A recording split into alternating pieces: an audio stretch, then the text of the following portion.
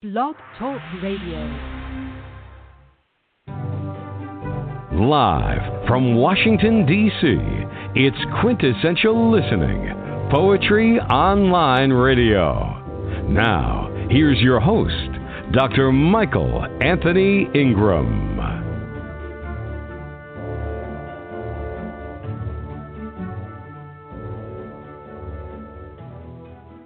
Good evening, everyone. This is Michael Anthony Ingram. Welcome to the program. My very special guest tonight is Shakira Croce. Shakira's new book, Leave It Raw, is available on Amazon, Barnes & Noble, and Finishing Line Press. Shakira, are you with me? Yes. Hi, Dr. Ingram. Thank you so much for having me. Hello, Shakira. Welcome to the program. Thanks. Right. Let's begin this journey, okay? Sounds great. All right. What is poetry? Oh, wow. Poetry, it's a lot of things. Okay. I'd say, a quick answer would be it's a way to get to know ourselves better as human beings, a way to explore our humanity. For me, reading poetry, I was always drawn to writing and loved reading at a very young age. So the reading process is a way for someone to really get into the words that the writer or the artist is putting on the page. And then also for me, the writing process, like any form of creative expression, is just so important, especially now, to just kind of pick apart things we might notice in our lives or that are going on around us, and just kind of connect that to ground yourself in it and connect it to the page, and then kind of share it with the world, really. Very nice. What was an early experience where you learned that poetic language had power?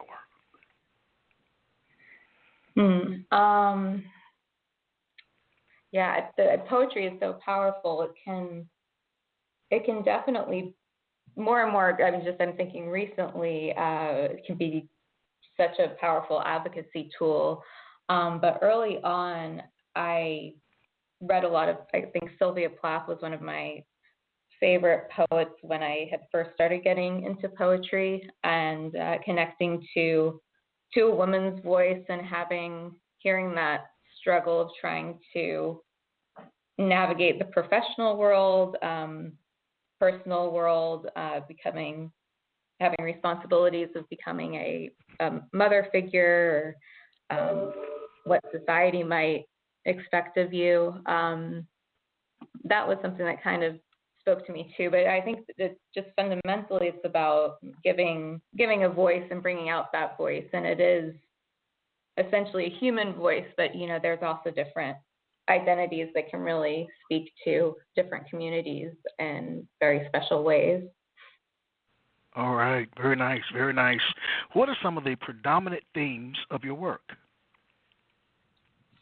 Sure, I have a few themes. I definitely write from a woman's perspective. My recent collection I was working on for close to 10 years, and it kind of traces my personal life from being in my early and mid 20s to navigating moving from Georgia up to New York City and getting my bearings there, and finding myself and professionally and personally, falling in love, and then starting to have a family. I have a son now who's almost 2, so this poetry book kind of covers my early pregnancy and kind of thinking about motherhood as well. So that's definitely a dominant theme in my work. And otherwise, there's just a lot of images and experiences that come up, different backdrops and landscapes from being in New York City or being in a rural area. Being in nature, that was always really important to me. I always try to get outside when I can, and just finding bits of lived experience in the natural world, and also music. A lot of my poetry has some musical imagery. I studied flute performance in college, and my husband is a bass player, so music's definitely a big part of my life, and that I think also comes through in some of my work. All right. Please share one of your works. Sure. I'll start, I think, with one of my earlier works, kind of when I was moving up from Georgia to New York, and it does kind of touch on that musical imagery. It's called Blue Ridge Mountain Runaway. High cries broke from that salt-beaded neck, above splintered hands dangling on strings. Now rest hush in moonshine between bar lines as lead begins to drip. We escaped on the trail of rhapsody to the crossroads of flattened steps until the air had a bite facing an Aeolian hall. You reworked the elements and shot into a deep, heavy dazzle, flapping guts, beating petticoats to pop and shed away to flaps. And mine fell in the middle of waves of underwire domes weighted in their seats, hissing what good will come since we began with that form.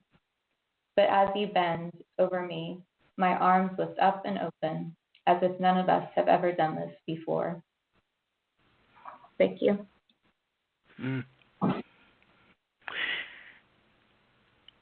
How does a poem begin for you? With an idea, a form, or an image?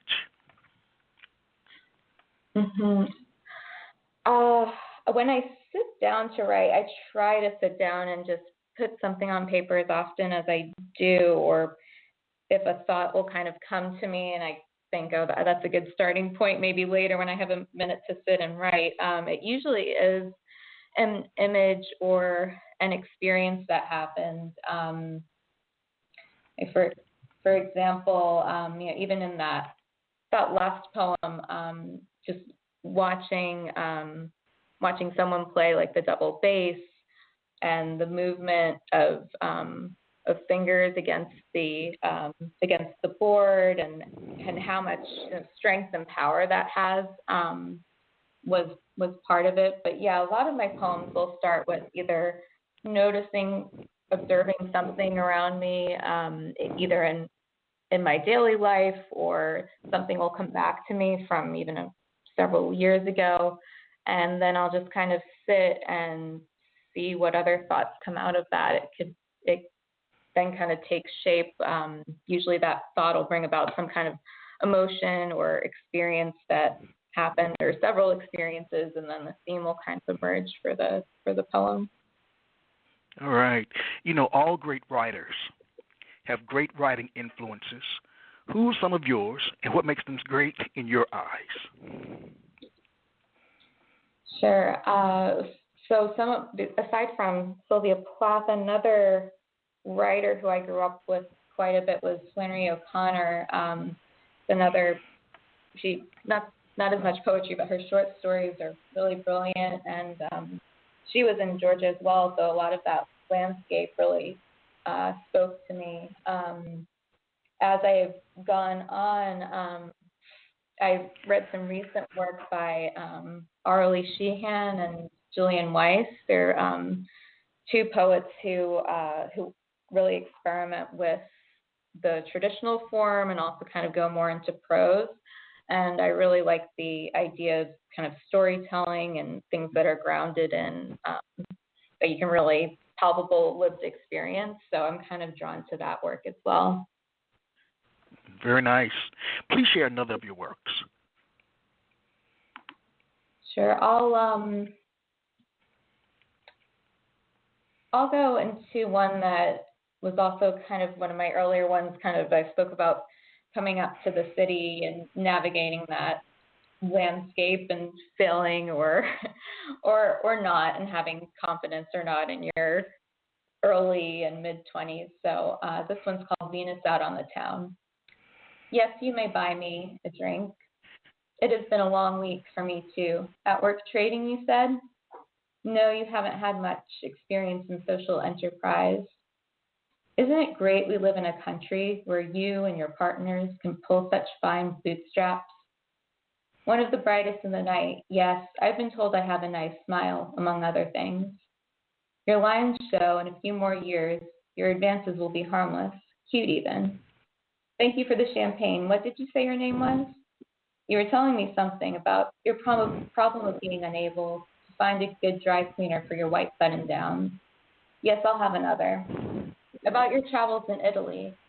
Did you see the naked being captured in marble by so many chiseled arms as she reaches above her alabaster gasp into the open air? You were telling me something. She was much younger anyway. She told you it was over. You drink too much. No wonder you can't get it up. Sorry, that was a cheap shot. I don't know why I can be so defensive. Never mind. You were telling me something. I feel like it involved pills or dollars and seeking counsel. Of course you had no idea. Excuse me, I don't mean to leave now, when we've just met and you've bought me so many drinks. It's just that the French student across from us, I've been eyeing, with the carnation lips and bud over his heart, has just gone to smoke, and I wonder what I'm missing. Maybe because there's something about this time of night ebbing like foam on the sea. Begin. Wow. Let's take a brief break and we'll be right back. Sounds good.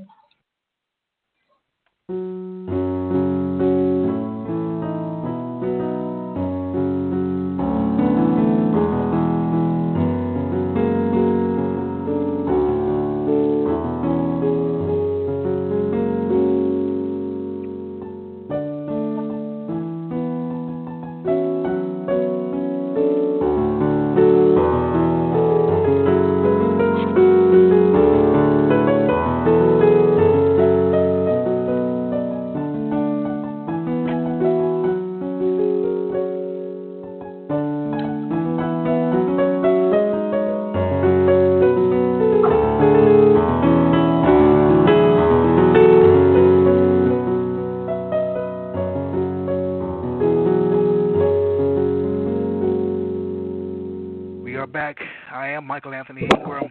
I'm here with Shakira Croce. The call-in number is 646-787-1631. Shakira. Yes. Your poetry, based on what I've heard and read, there's a lot of emotion. Or to me, as a reader, there's a lot of emotion. Mm-hmm. Do you think someone could be a poet if they don't feel strong emotions?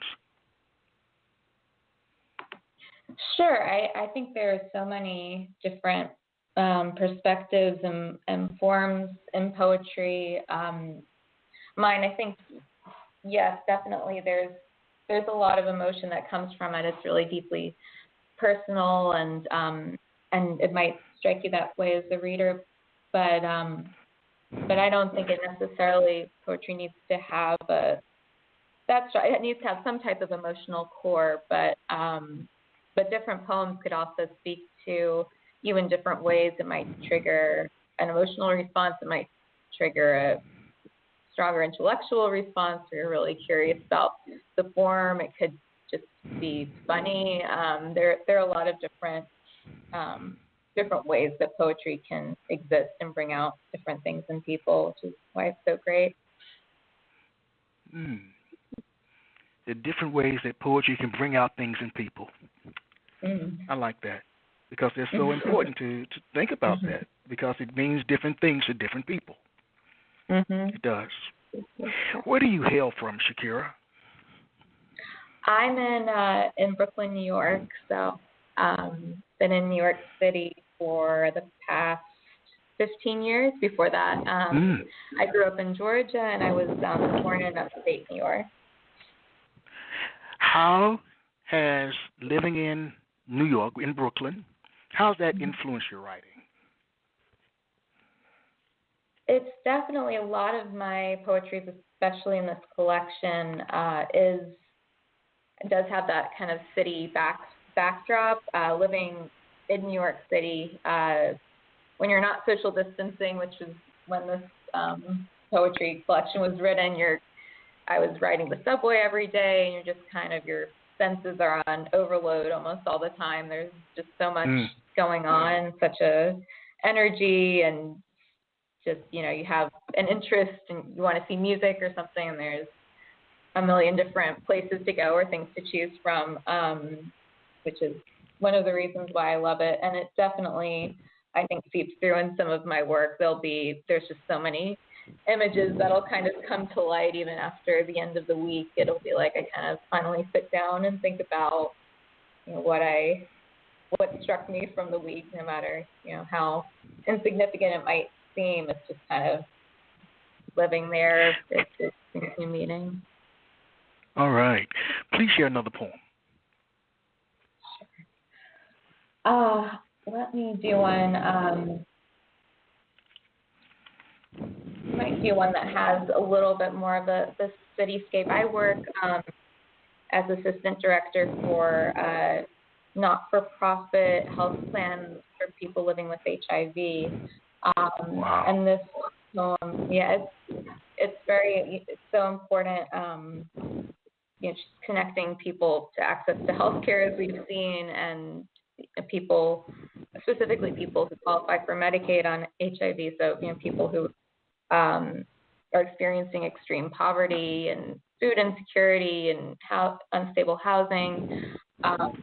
That's really the sector I work with. So it's not that this poem gets into all of that, but it was kind of inspired by just thinking about the history of the HIV epidemic and where we are now. And, you know, it's a lot to think about. So this is called Our Song. Empty cars held us in the pale gray turning to square lights of the city. The ambulance driver steps out to smoke, tapping ashes on Park Avenue. It came from Desert Storm, and you keep it still stamped, colors faded and oblivious, lying next to a half-empty pillbox. You choose the music tonight. It's as simple as offering protection from a line on the rise in another CDC report, failing to remind us it's no longer a death sentence. Sometimes we can forget it all, put our song on repeat and dance, swinging arms around each other, hearts beating wildly. There's a greater communication in that movement of the hip, straighter than a needle and wider than a lover's exhale to reach the knees. Thank you. Wow, that was beautiful. Thank you. They say that to see the world with complete honesty, one should look to comedians, artists, and poets. What do you think emerges naturally from your work? What happens with your work? How does it emerge? Mm-hmm. I think first the word that came to mind was honesty. I think my poetry, and I mean all art really, comes from a place of like kind of trying to find your true self and trying to communicate that with whoever your audience is as best as you can, and then, you know, the audience can take away what they'd like. But I think honesty, it's definitely personal, and I hope it does speak to some people's experience, whether it's to inspire, helping someone get through an emotion or get through the day or a hard time in their lives, or inspire them to do some creative of their own, or anything in between. You know, as long as the work speaks to you, speaks to the audience, I think it's been a success. So I hope mine does. All right. Some of that. Okay. Very nice. Very nice. As you think about it, all poets have several words that come up over and over again, words or sentences that they just can't help but use in their work. What are three of your absolute favorite words to use? Yeah, I try to keep my vocabulary as diverse as possible and kind of vary the words I'm using, but I've noticed that an image that kind of always ends up working its way into my poetry is are trees, whether it's just kind of the word limbs, like limbs of a tree and also just limbs of people, kind of making the connection between different living things, I've found kind of works its way into my work a lot. Different images in nature. As I identify a lot with the living world, and not necessarily just other people or other animals, but just all of the natural world. The natural world. I like the natural world. I like the natural world. Please share another poem. Sure. I'm fascinated by your work. Please share. Oh, thank you. I'll share one that does kind of make that connection with the trees. It's a little bit darker. I was kind of writing it in response to one of the instances of police violence that sparked the Black Lives Matter movement that's been going on. But this is called Break from the Headlines. Leaving time on the end table, the mother went out with the neighborhood to watch them bring down the oaks. Strings from the block party still clung to their limbs, winter morning light giving their naked dark brown a faint purple glow. Someone on the street called in the professionals, who roped each one to the ground, saying, "There's no way to know how long some have been standing there, already dead, even more dangerous than the living." Readying the blade, they struck quickly. Sparks splattered toward the others, leaning back with the weight of their bodies until metal hit the core.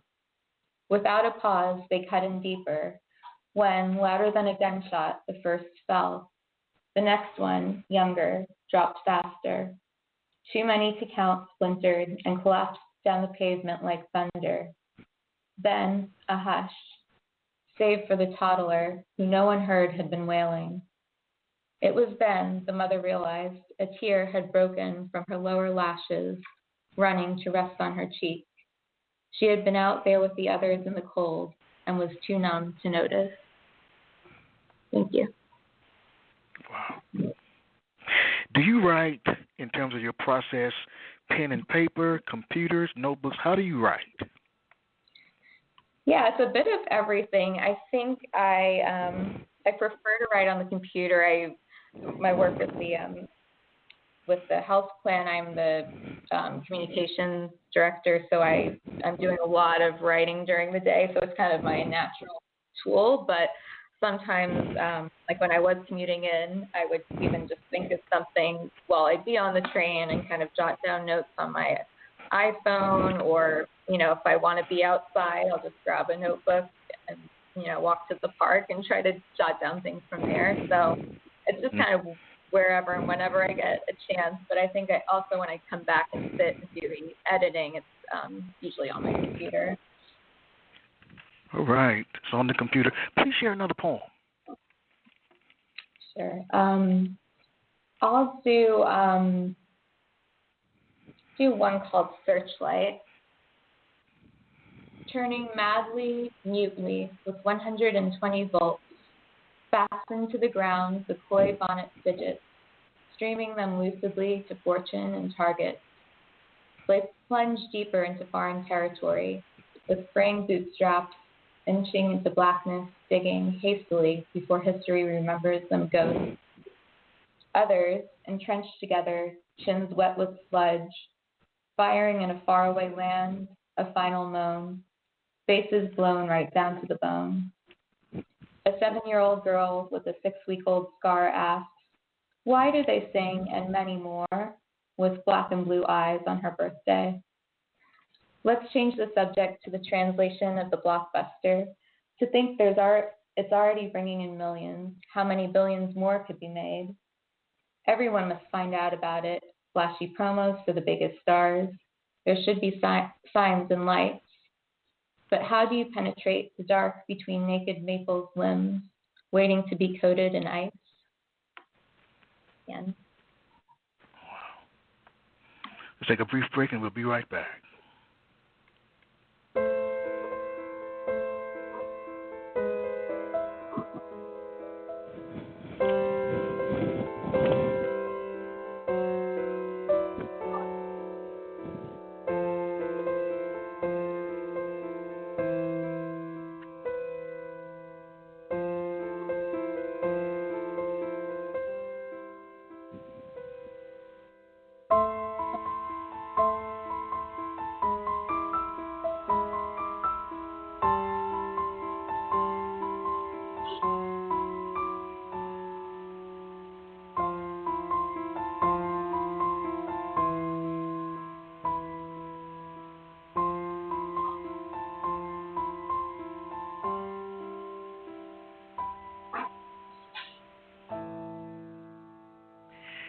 You are listening to Quintessential Listening Poetry Online Radio.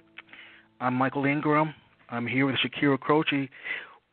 Shakira, as you think about poetry, what makes a poem good? I know it's a subjective question, but what do you think makes a poem good?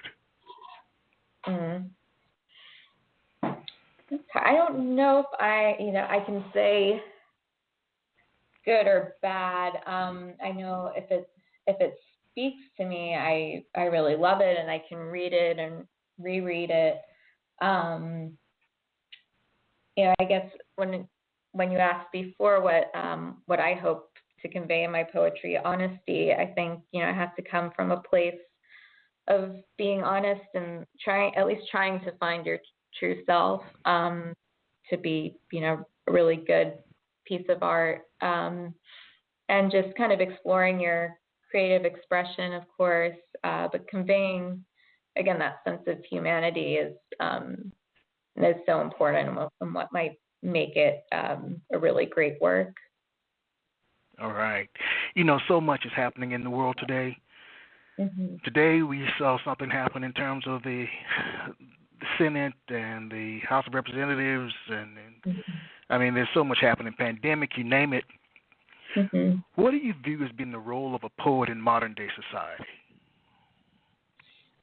Yeah, well, a poet, like any artist, anyone grounded in the creative world, really has to have a footing in what's going on around you as well, especially if there's injustice and things that you feel strongly about that you need to speak out about. I chose a profession where I can do that in my daily work, but it's also just because poetry and art is a practice and something that the artist would love and pour love into, and something you do as often as possible. So I think that has to have an awareness of what's going on around you, and again, it's a platform and it's a way to give a voice or a spotlight where things might not necessarily be given the proper attention. So it's using your voice to the best of your ability, and a lot of that would some more strongly than others would take some form of an advocate voice. I didn't ask you whether you came from a literary background or not. A little bit. My parents were both public school teachers, and my father, he actually he was a play director, so he really encouraged my reading, kind of reading some plays as well, like Samuel Beckett and Arthur Miller. And I, when I went to college, I went to Sarah Lawrence College. That's what kind of brought me north from Georgia for my undergrad. And I was really drawn to that school because they are so strong in writing. It's you only have a couple of classes and you don't have any exams. It's really just you have these big conference papers that you can just kind of dive into, and it's really focused on reading and writing. So so that was kind of my initial background, and definitely a lot of self-education with reading as much as possible as well. All right. Some poets claim that a poem is like a living creature, speaking of the natural world. Once it's out of their system, there's not much that you can do to correct or improve it, while others edit meticulously, not leaving much from the original draft form. What is your take on it? I'd say I'm somewhere in the middle, personally. I know different processes work for different artists. I definitely think it's important to get out as much on the page as you can initially, and then I always kind of will work on it, make sure I've gotten everything out with whatever I'm working out with that poem, an idea or an experience, and then I'll always make a point of being away from the work for a while, and that might be a couple of days or a week or a month, and then I'll come back and do some editing. And my work kind of varies. Some poems I haven't edited much at all, and others have been working and reworking and taking things out or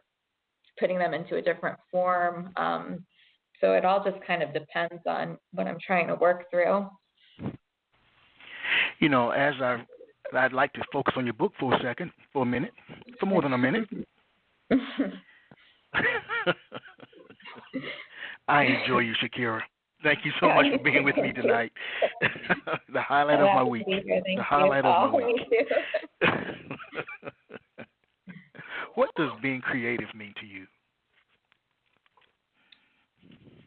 Yeah.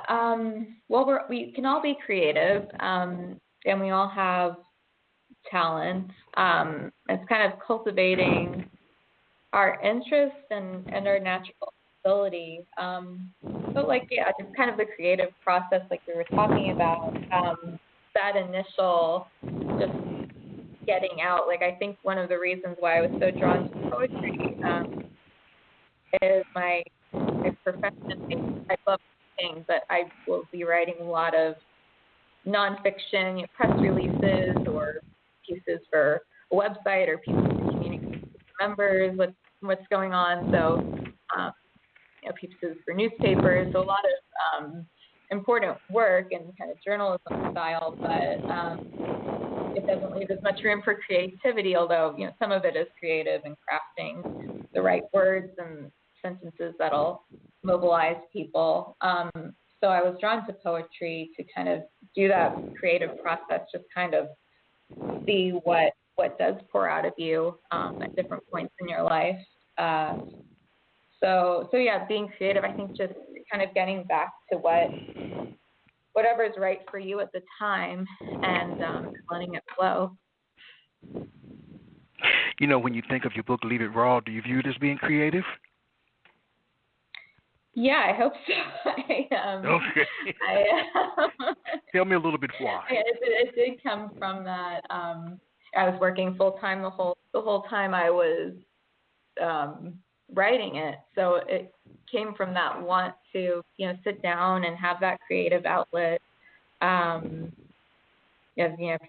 Taking pieces of my life and putting them on paper, and actually the editing process I did during my maternity leave, so I had finally all of this collection of poems, and I finally had a chance to. I didn't feel as creative with not getting any sleep, with a newborn, but I had a little time, during his naps to try to sort through my poetry, do a little bit more editing on specific poems, put them into a flow that I thought made sense. So that was the less creative, more tedious work, right. The editing, but the poetry itself, I think, came from a very creative place. Very nice, very nice. Writers and poets write for a myriad of reasons. Some write primarily to speak a message to their audience. Others write because to stay silent is not an option. Why do you write? Yeah, I mean, definitely staying silent isn't an option really speaks to me. Both in my professional and my poetry. I love writing. I have the talent for writing. I feel like I need to convey, messages and communicate things as best I can. So it's definitely, important not to be silent if you have that. If you have that in you, and we all do, we have that bit of real raw humanity and bit of creativity in each of us, and just kind of bringing that out to our full potential and sharing it with others is so important. When you think about your book, Leave It Raw, what surprised you the most about writing it? It was a long process, so not so many surprises, but I guess I was surprised when I was looking through the whole collection of how it did have that narrative arc about, how I really could trace my life, and it just, I feel like, the voice hasn't really changed throughout the collection, and the style or the experiences, I experimented with some forms, but it's still the same voice, but how it just kind of tracks the growth of myself as a woman and an artist and the poet through that time. I think that's what struck me, is how closely it was tied to my own life personally. All right, very nice. Please share another poem. Sure. I'll share one a little bit earlier. I had gone through a house fire in Georgia. I actually went through another fire when I was living in the city, so I hadn't written about it much, even though it's such a big part of my life because it's such an emotional thing, and it's hard to tie things too closely to emotion if you're trying to convey a real piece of art. But this is one that kind of touches on that experience. It's called The Remains. With a pink sundress on a hazy August afternoon, she waved him over to what's left of her porch. Already looking her way through fireflies starting to blink sprinklers, he jogs to her hopelessly, rubbing sunscreen on his front chest. Would you help me pick through this? She motions to cardboard boxes holding the remains of yesterday's fire.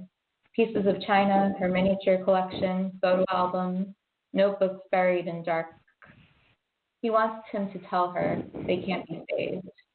Her mother's sugar bowl, a white cat, hasn't been found. The wall by the corner cupboard went down first. It could have been worse, he says, scratching soot off a porcelain doll, trying not to look at her nipples slightly covered in cotton, which wouldn't have surprised the parents on their street of Confederate flags who whispered about her black fingernails and mesh covering too much cleavage. Before graduation, they'd talk into the night about moving to the capital, made to live closely, even room together, taking turns making dinner, mixing their colors and whites. On the train home one day, a careless passenger might push her nylon thighs into them. Instead, they found work in town and settled at home, wondering how the fire could have started, until she changes the subject to their childhood.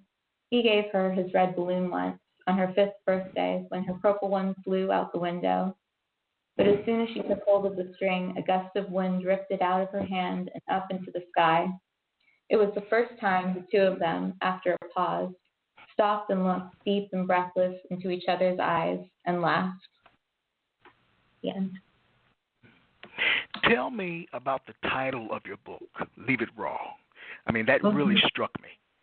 Yeah, it actually, one of the poems I haven't read yet, but I'd like to read.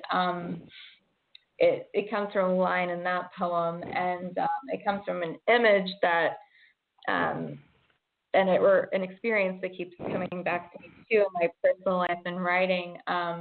We used to visit a Caribbean restaurant growing up when I was very little. This was, I think, before I was even 7 or 8.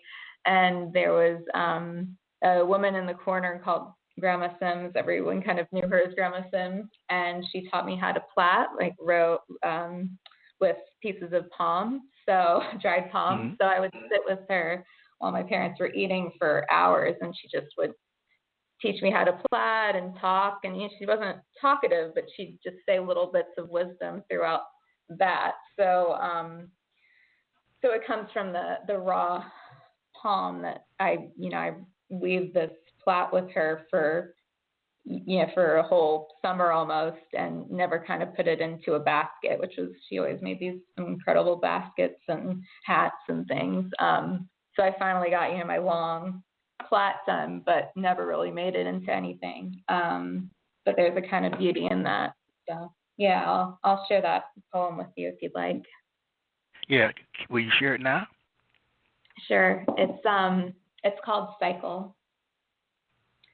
Motherhood reaches out from the periphery, inaudible, as a rush of feathers signals the flock, plunging toward the tree line of pines puncturing the biting sky.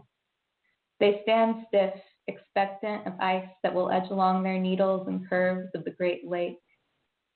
She rocks, in my memory, in the corner of the bar, guiding my fingers through strands she gave me. We weave the most incredible plait and leave it raw, unsewn straw running across tile. A desire to want to produce my own little girl before she's gone grows as the dried palm now hangs in my closet, coiled around old boxes of newspapers. We shove them further back to clear space for baby things. Thank you. I never would have thought that the title of your collection meant what you shared. I would have never picked that up. Never.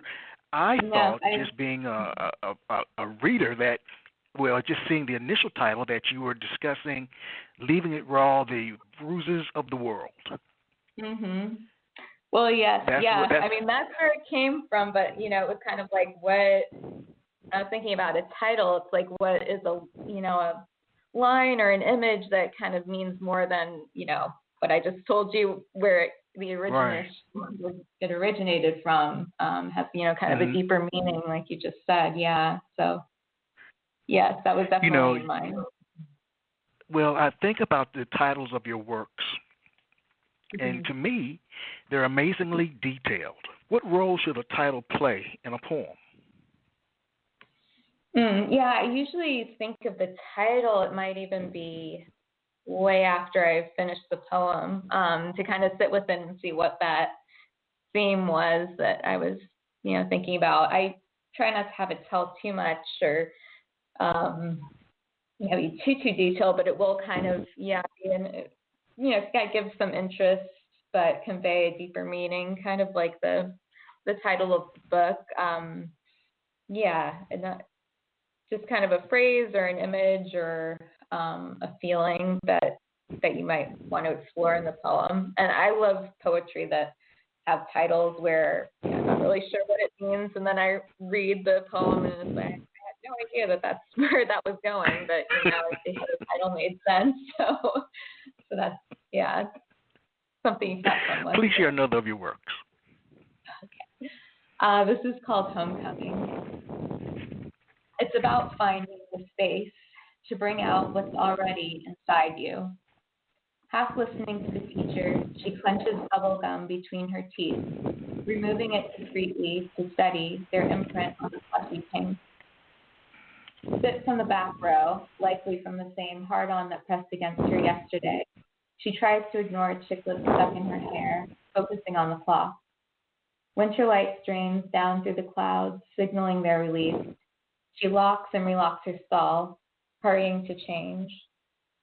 Their coach was wary of the community's reaction, but on her second year of tryouts, she made the team and helped two friends make the cut by reminding them to smile from the bottom of the pyramid.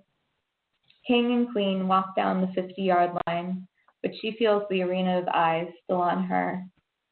From parade rest, the band snaps up, stepping into formation to the beat of the snare. And for a moment, she is lost to the crowd in a mass of uniforms, seen as one body of color, marching off the great field together. Thank you.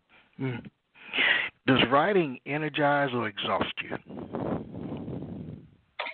Definitely energizes me. That's why I try to. It's like an exercise. Like, you work yourself up to do it, but you have more energy and feel better afterwards. So it's something I just try to do. Even initially, there was a lot of pressure of like wanting to create this poem every time I sat down, or wanting to create this piece. But I pretty soon told myself, just write anything. If it doesn't turn into anything, that's fine. Just sit down and write. It definitely energizes me and puts things in a different perspective and helps me get through the rest of the day or however long it is until I can sit down again. As you think about your work, what is the most difficult part of the artistic process? Editing is definitely hard. Editing your own work. Like I do a lot of editing of other people's work in my job, and that comes really easily to me. Again, I'll have to really step away from, because it's like, taking away your baby or, taking pieces out of your work is hard, because sometimes it's like the section that you'll come up with just it takes away from the piece as a whole. And that's kind of hard to recognize and to edit out yourself. So that's the most challenging. But again, I've found that taking space away from the poem, and then physical space, and then coming back and giving it time helps with that process. All right. Share another poem. I'll share one called On a Familiar Ride. This kind of goes back to the cityscapes we talked about earlier. We entered Union to take a familiar ride, and still we missed our stop. Were we too busy averting our eyes from paint-splattered jeans, greasy belts, and gold ring wrists lining the rail? Diesel mixed with Chanel made us tear up. Had it been so long since our soles clacked on white marble between rows of heels and ties while air played from the organ? Harold came too soon with a plague of plastic cups. We squeezed in, cringing, waiting for bodies to enter before the closing door. Fishnets pressed against our pole, and we wondered if it was midnight. When I used to sing, my teacher said my head should feel like the dome of a church, but I was busy dreaming of the long train I always wanted. Ready to cross the East River, we studied magnified black lungs and red-patched feet above us, with a number claiming habit cure. Preteens stumbled down the aisle freely, slinging their legs around the bars and shaking coins. They pushed us between gums stuck on the seat. How strange it was as we glided between the others. We didn't even notice that we were walking arm in arm above the bones of priests. Their names and dates moved with steps and faded. Above ground, we were almost home, where seagulls shift their weight in anticipation on the posts, as if they saw our rides were limited. Even though we knew the sound of wheels like running water, our eyes closed and heads nodded, limbs hanging heavily entwined. We had the same dream then, we found out later, of leaving the ceremony with cheers and confetti, and the ride took us along to the end of the line without us knowing, in the empty car together. Thank you. I think your work is fantastic. Thank you. I appreciate that. And it is available on Amazon, Barnes & Noble, and at Finishing Line Press. If you had to convince a friend or colleague to purchase your book, what would you share with them?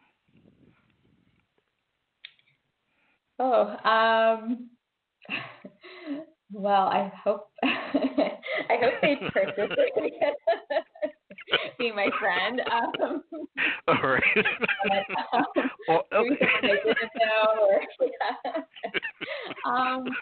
No, I'd hope that it would kind of, I still don't think there are enough women's voices out there, no matter what the genre.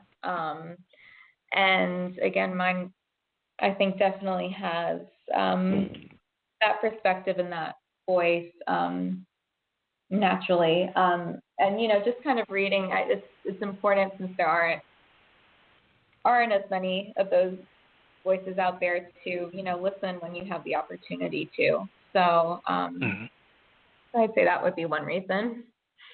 All right. How do you, as an author, handle a bad review of your work? I guess I'm pretty used to criticism. Okay. And just, kind of like... That sounds so funny to say. Yeah. Finding a good fight, kind of fighting for the underdog or for causes that might not be the popular choice has been something I've always done. So I would be used to, people who might not get it or share the same, reaction that I think is right. So, I would.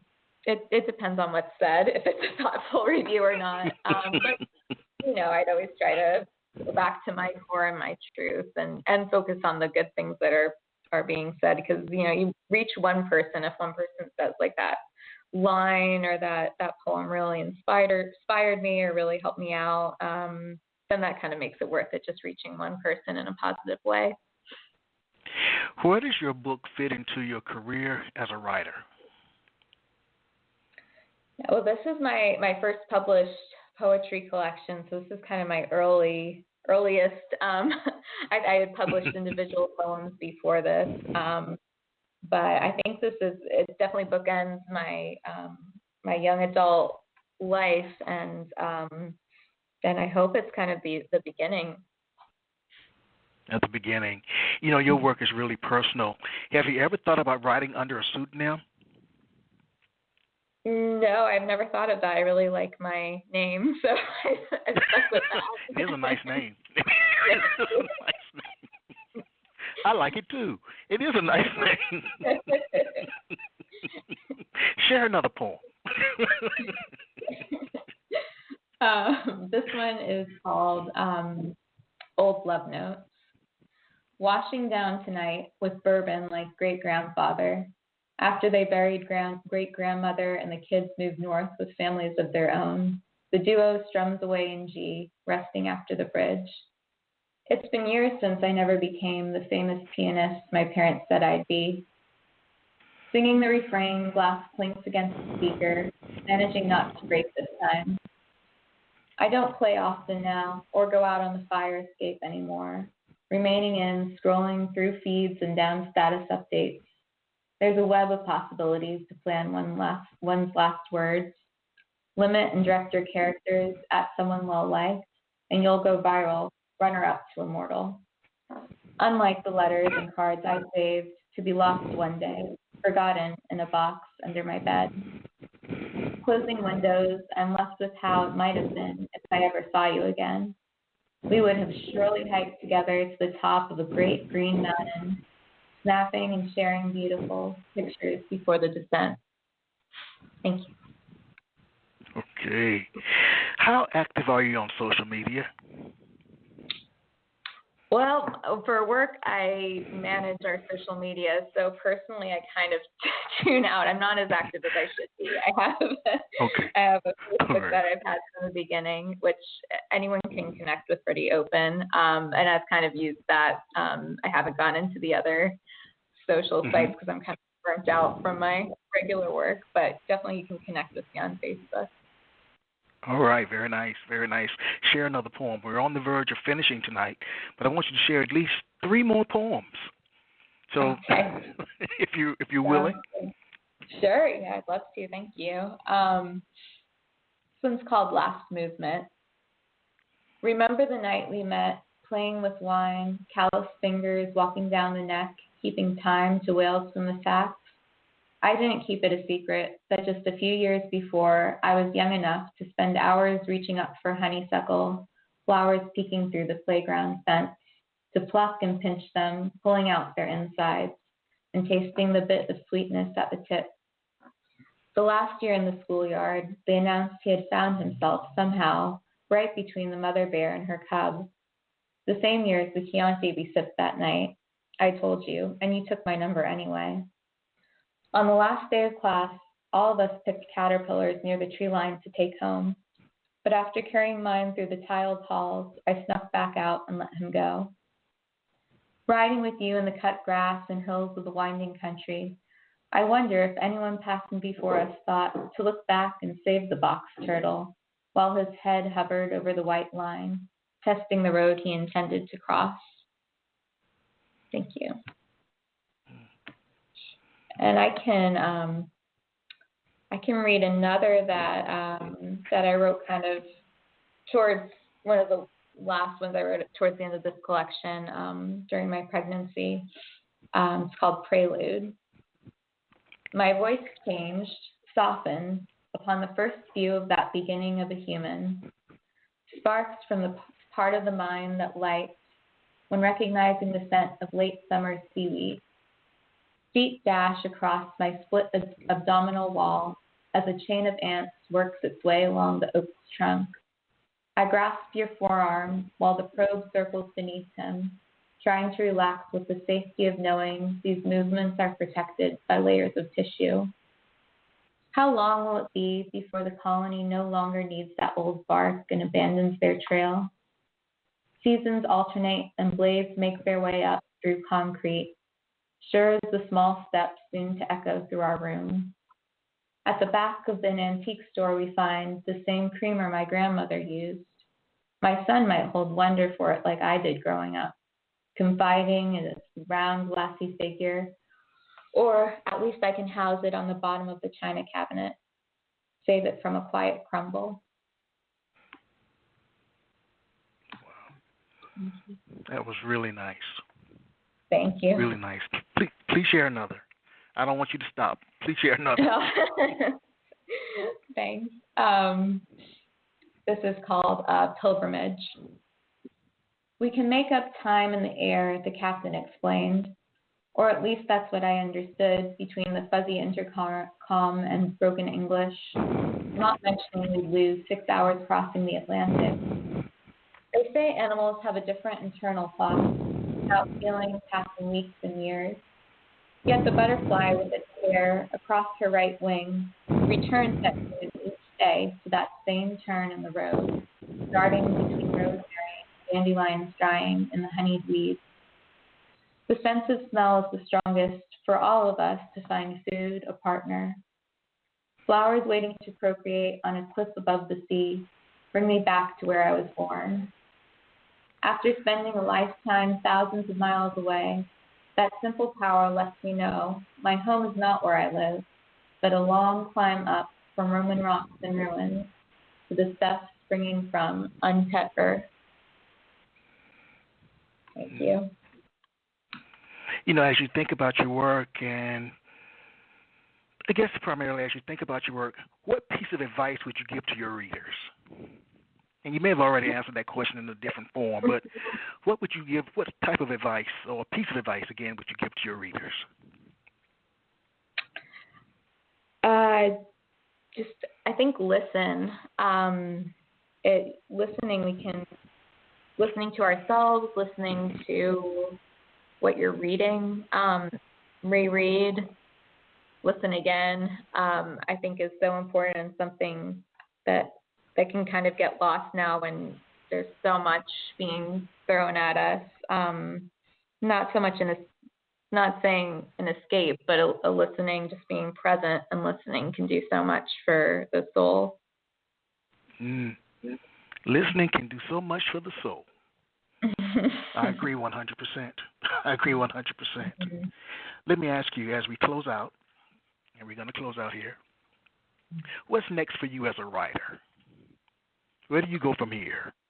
Yeah, no, I mean, I keep writing as much as I can, and it's definitely taking new form and new themes now. So I'm building up my next kind of collection to start submitting to magazines again and build up another collection of poetry. Now, are you a member of a writing community? Somewhat, yeah. I do have a few poets that I'm friends with in Brooklyn. It's a great community for that. I'm always kind of trying to connect with other authors and other writers. It's so refreshing to just kind of talk with people about their work and get that other perspective and get out of your head is so great. So, yeah. All right. Very nice. I'd like to thank you for being my guest tonight. Your book is Leave It Raw. It's available on Amazon, Barnes & Noble, and at Finishing Line Press. Again, I say thank you. I believe that you have a very bright future because I thoroughly enjoyed reading your work and listening to you share your work. You're incredible. Thank you so much. I appreciate it. It was so wonderful talking to you. All right. Have a great evening. And to our listening audience, we'll be back next week. Take care. Good night.